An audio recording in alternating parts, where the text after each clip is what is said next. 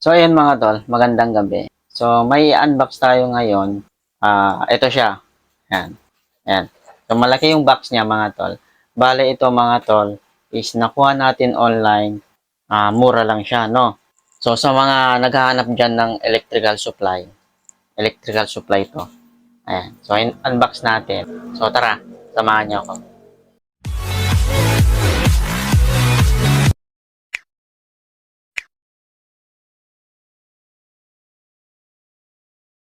Ayan. Bale, unbox na natin to mga tol. So, kung gusto nyo bumili online ng electrical supply, ito. So, budget meal lang to, no? Sa mga hardware kasi, may mga, mga tol, mahal, no? Lalo na sa mga electrical supply. Ito, kumuha tayo online kasi yung power station natin, kung alam niyo yung power station natin, 150, no? 150 capacity yung NSS. Nasa YouTube channel natin yun, yung in-unbox natin. Kailanganin ko ng mga electrical supply katulad ng mga outlet, pang 150 watts lang, no? Capacity, no? Kaya bumili tayo. Mga switch, ganun. So, tara, unbox natin to. Papakita ko sa inyo kung ano yung nasa laman. Kung legit ba yung pinagkuhanan natin. Kasi mura nga siya.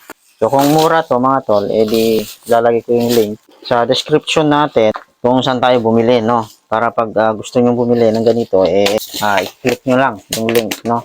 Ayan. So, buksan natin. Lobat yung cellphone natin mga tol, kaya nawala yung kanyang flashlight. Ayan. Low battery. Ayan. Bale, ito na siya mga tol. Oh. Ayan. So, kompleto. Tapos, yung mga brand nito mga tol, Firefly. Ayan.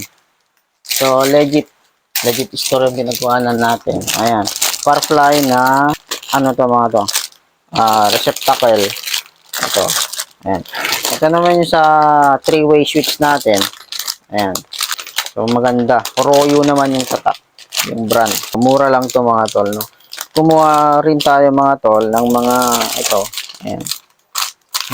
Royo din yung tatak para may box na yung ating mga switch, no, mga outlet. Kaya kumuha tayo mga receptacle, utility box. Ayan. Kumuha na rin tayo junction box mga tol. Ayan, meron na din. Ito yung tugang outlet natin. Ayan. So, abangan nyo to mga tol.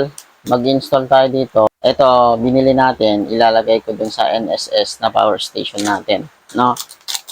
Kailangan ko lang naman ng dalawang ilaw doon, isang outlet. So, yun lang. Yung papaganahin natin.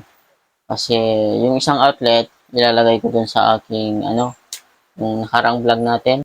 Yung kinuha nating lutuan, use oil ka lang. No? Ayan. Kumuha rin tayo na siyempre, ito mga tol. Kailangan natin to mga tol. Yung orange na to.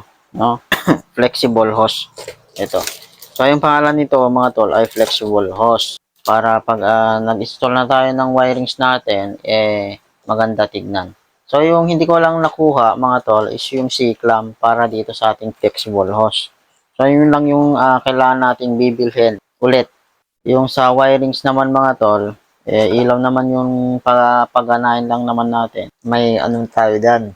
Wirings naman na tayo dyan. So, hindi na natin kailangan ng wirings. Kaya, ito na lang yung ating binili. Mga receptacle, junction box, switch. Kaya ito. Ayan, legit na legit mga tol. So, sa mga gustong bibili nito, ayan. Kagaya ng sabi ko kanina, lalagay ko yung link sa ating description. Lahat ito. No? Para makamura kayo. No, mga tol. Ayan. So, abangan nyo yung pag-install natin sa ating NSS na power station. So, 150 watts capacity lang kasi yon. Kaya, dalawang ilaw lang, tapos isang outlet lang yung i-install natin.